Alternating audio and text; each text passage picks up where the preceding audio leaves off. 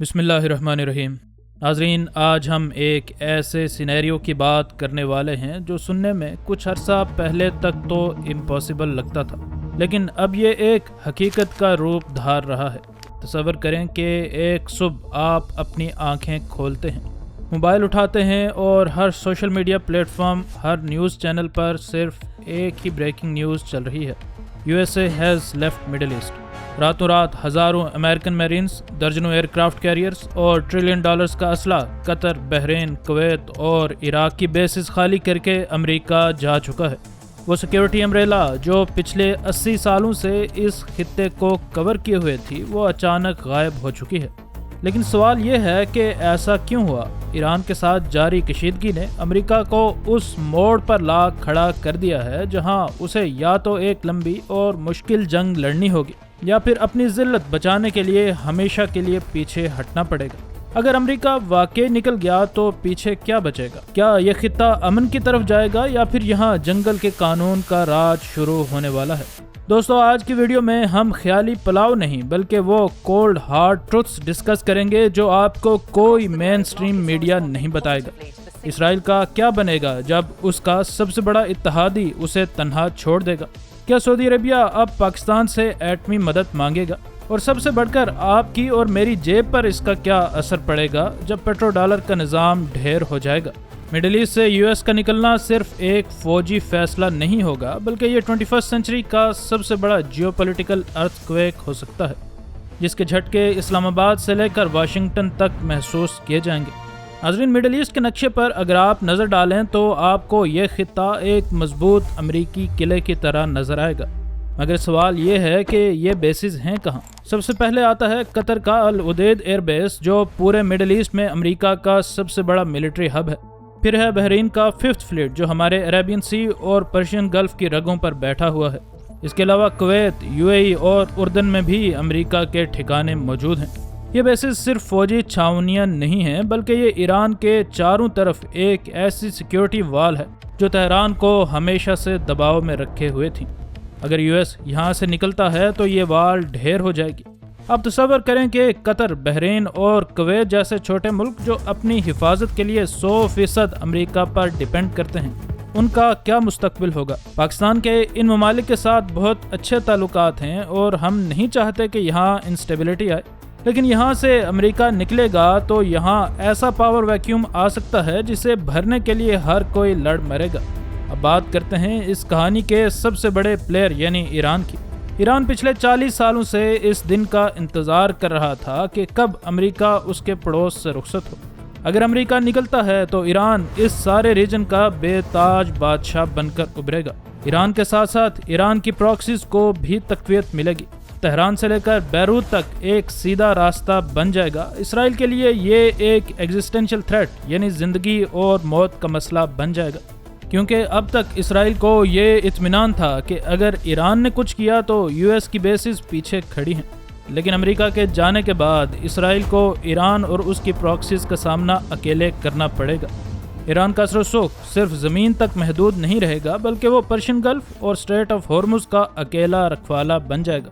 اس کا مطلب یہ ہے کہ دنیا بھر کا آئل کہاں جائے گا اور کس قیمت پر بکے گا، اس کا سوئچ تہران کے ہاتھ میں ہوگا۔ عرب ملکوں کے لیے یہ کسی ڈراؤنے سپنے سے کم نہیں ہے، کیونکہ ان کا سب سے بڑا رقیب اب ان کے دروازے پر بغیر کسی ڈر کے کھڑا ہوگا۔ دوستو، اب آتی ہے اس نشست کی سب سے دھماکے دار بات۔ اگر امریکہ نکلتا ہے تو کیا سعودی عربیہ اور UAE چپ بیٹھیں گے؟ ہرگز نہیں۔ سعودی عرب اور ایران کی پرانی دشمنی دنیا سے چھپی نہیں ہے۔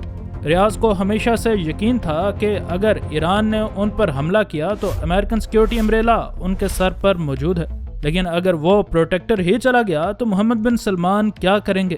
سعودی عربیہ کے پاس 2 راستے ہوں گے، یا تو ایران سے دوستی کر لیں اور اس کی بادشاہت کو تسلیم کر لیں، یا پھر اپنی ایٹمی طاقت بنانے پر غور کریں۔ اور دوستو، یہاں آتا ہے پاکستان کا کردار۔ دنیا بھر کے ٹاپ جیو پولیٹیکل اینالسٹ یہ کہتے ہیں کہ اگر سعودی عربیہ نے ایٹم بم بنانے کا فیصلہ کیا تو وہ سب سے پہلے اسلام آباد کی طرف دیکھے گا۔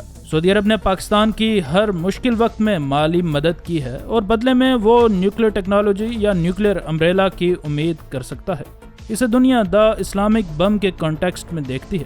اس کا مطلب یہ ہے کہ ہمارا خطہ جو پہلے ہی بارود کے ڈھیر پر بیٹھا ہے وہ ایک ایسی نیوکلیئر آرمز ریس کا مرکز بن جائے گا جس کی مثال شاید ہی تاریخ میں ملے۔ ایران اپنا نیوکلیئر پروگرام تیز کرے گا، سعودی عرب ایٹمی طاقت بننے کی کوشش کرے گا اور شاید ترکی اور مصر بھی اس ریس میں شامل ہو جائیں۔ پاکستان پر انٹرنیشنل پریشر بڑھ جائے گا اور پاکستان کے لیے ڈیسائیڈ کرنا کہ وہ کس کا ساتھ دے بے حد مشکل ہو جائے گا، اپنے برادرانہ ملک سعودی عرب کا یا پھر اپنے پڑوسی برادرانہ ملک ایران کا۔ یہ ایک ایسی کیچ 22 سچویشن ہوگی جو پاکستان کی قسمت اور خطے کا امن ہمیشہ کے لیے بدل سکتی ہے۔ اب بات کریں پیسے کی، کیونکہ دنیا پیسے کے گرد گھومتی ہے۔ امریکہ کی اصل طاقت اس کی فوج نہیں بلکہ اس کا ڈالر ہے، اور ڈالر کی اس حکمرانی کی سب سے بڑی وجہ ہے پیٹرو ڈالر سسٹم۔ 1970s میں امریکہ اور سعودی عرب کے درمیان ایک سیکرٹ ڈیل ہوئی تھی۔ امریکہ سعودی عرب کی حفاظت کرے گا اور بدلے میں سعودی عرب اپنا پورا تیل صرف اور صرف امریکی ڈالر میں بیچے گا۔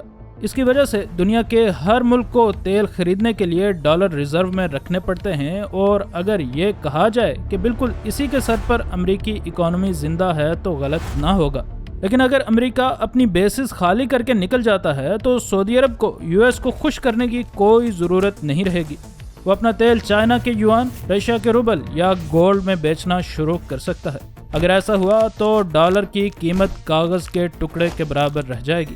امریکہ کے اندر ایسی ہائپر انفلیشن آئے گی کہ ان کی اکانومی دھڑام سے نیچے گر جائے گی۔ لیکن دوستو، اس کا اثر صرف امریکہ تک محدود نہیں رہے گا۔ ناظرین، اب آتا ہے اس کہانی کا وہ موڑ جہاں پرانی طاقت جاتی ہے اور نئی طاقتیں داخل ہوتی ہیں۔ جیو پولیٹکس کا ایک سنہرا اصول ہے، پاور ویکیوم کبھی نہیں رہ سکتا۔ اگر امریکہ مڈل ایسٹ سے نکلتا ہے تو وہ دروازہ کھلے گا جس کا انتظار چائنا اور رشیا پچھلے 2 دہائیوں سے کر رہے ہیں۔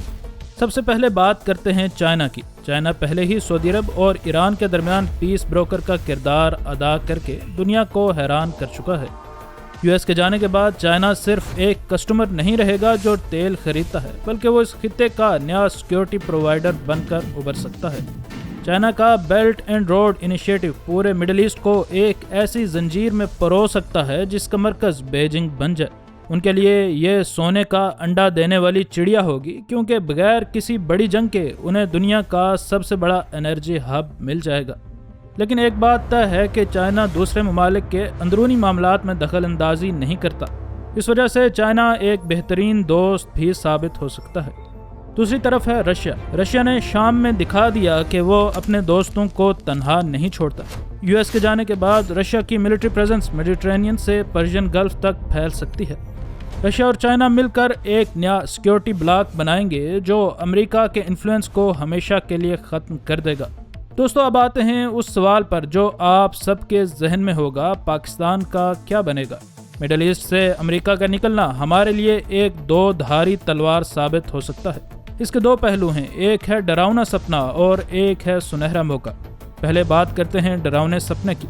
پاکستان کی اکانومی کا ایک بڑا حصہ ان عرب ممالک پر ہے جہاں ہمارے لاکھوں بھائی کام کرتے ہیں۔ صرف سعودی عرب اور یو اے ای سے ہمیں ہر سال اربوں ڈالرز کی ریمیٹنسز آتی ہیں جو ہمارے ملک کو ڈیفالٹ ہونے سے بچانے میں اہم کردار ادا کرتی ہیں۔ اگر یو ایس کے جانے کے بعد خدا نہ خواستہ وہاں انسٹیبلٹی آتی ہے یا کوئی بڑی جنگ چھڑتی ہے تو یہ ریمیٹنسز راتوں رات بند ہو سکتی ہیں۔ سوچئے اگر ہمارے 20 سے 30 لاکھ نوجوان وہاں سے واپس آ گئے تو پاکستان کی اکانومی کا کیا حال ہوگا؟ لیکن دوستو، ہر اندھیری رات کے بعد صبح کا اجالا ضرور نمودار ہوتا ہے۔ اس سینیریو میں پاکستان کے لیے ایک گرینڈ اپرچونٹی بھی ہے۔ اگر مڈل ایسٹ کا کنٹرول امریکہ سے نکل کر چائنا کے ہاتھ میں جاتا ہے تو پاکستان اس پوری گیم کا پیوٹ یعنی مرکزی نقطہ بن جائے گا، کیونکہ چائنا کو مڈل ایسٹ تک راستہ ہمارے گوادر اور سی پیک کے ذریعے ہی ملتا ہے۔ پھر مڈل ایسٹ اور سینٹرل ایشیا ایک ہی اکانومک بلاک کا حصہ بن جائیں گے۔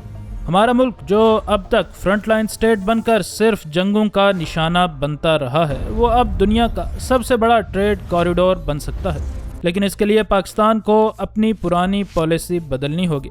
ہمیں ایران اور سعودی عرب کے درمیان کسی ایک کا ساتھ دینے کے بجائے ایک برج یعنی پل کا کردار ادا کرنا ہوگا۔ اگر ہم نے یہ بیلنس قائم رکھا تو پاکستان اگلے گلوبل سپر پاور بلاک کا سب سے مضبوط حصہ ہو سکتا ہے، ورنہ ہم اس پرانی اور نئی طاقت کی جنگ میں پس کر رہ جائیں گے۔ تو دوستو آج کی تفصیلی نشست کا نچوڑ کیا ہے؟ کیا امریکہ واقعی مڈل ایسٹ چھوڑ دے گا؟ سچ تو یہ ہے کہ امریکہ اتنی آسانی سے پیٹرو ڈالر اور اپنی گلوبل سپریمیسی کو ہاتھ سے جانے نہیں دے گا، لیکن تاریخ گواہ ہے کہ کوئی بھی سلطنت ہمیشہ نہیں رہتی۔ رومن امپائر سے لے کر برطانوی سلطنت تک سب کا زوال آیا ہے۔ مڈل ایسٹ سے یو ایس کا نکلنا دنیا کے نئے نظام کا آغاز ہوگا۔ یہ ایک ایسی دنیا ہوگی جہاں مشرق کا سورج ڈھل رہا ہوگا اور مغرب کی طاقت ابھر رہی ہوگی۔ اس سینیریو میں دنیا زیادہ خطرناک بھی ہو سکتی ہے اور زیادہ کمپیٹیٹو بھی۔ ناظرین، آپ کو کیا لگتا ہے، اگر امریکہ چلا گیا تو کیا ایران دنیا پر راج کرے گا یا چائنا سب کچھ سنبھال لے گا؟ اور کیا پاکستان اس تبدیلی سے فائدہ اٹھا پائے گا؟ کمنٹ سیکشن میں اپنی قیمتی آراء کا اظہار ضرور کریں۔ انشاءاللہ ملتے ہیں اگلی ویڈیو میں۔ فی امان اللہ۔